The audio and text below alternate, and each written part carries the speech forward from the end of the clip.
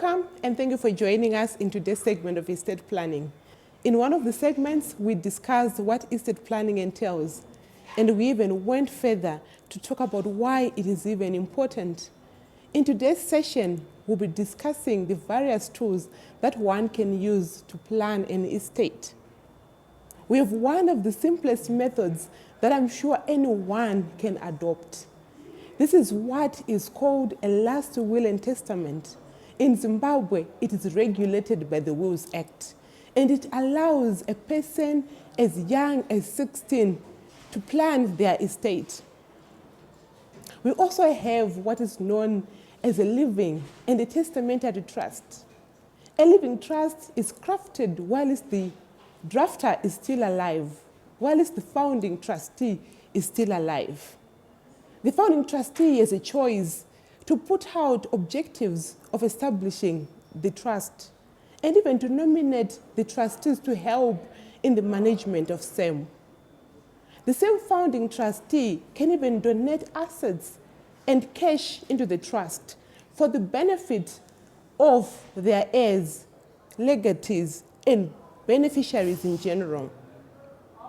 Then we have the testamentary trust, and it derives its name from the last will and testament.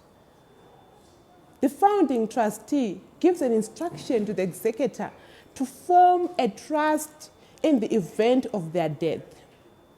So for various reasons, one may not be able to do their trust while they're still alive, and they give that kind of an instruction. We also have other estate planning mechanisms. For example, joint ownership is a way of trying to minimize estate duty obligations. Couples can choose to jointly own their assets. They can even include their children on the same assets. So on the death of one of the owners, only their little portion goes into their estate. The other estate planning mechanism that we can also adopt is life insurance. I know this is a thorny issue and a subject of so much discussion, but I'll tell you this, and it's also factual.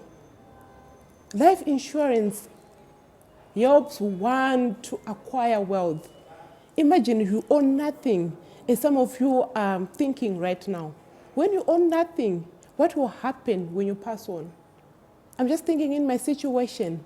Maybe I don't even have a house. Maybe I don't even have an investment account somewhere.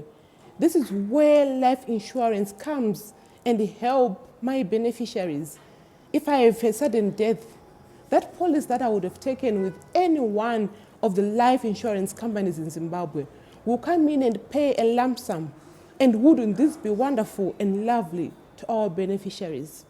We have talked about at least 4 types of estate planning mechanisms, being a last will and testament, testamentary and living trust, joint ownership, and life insurance.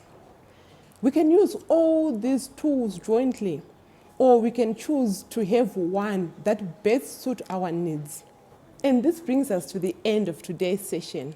Thank you for joining us. I look forward to hosting you in the future.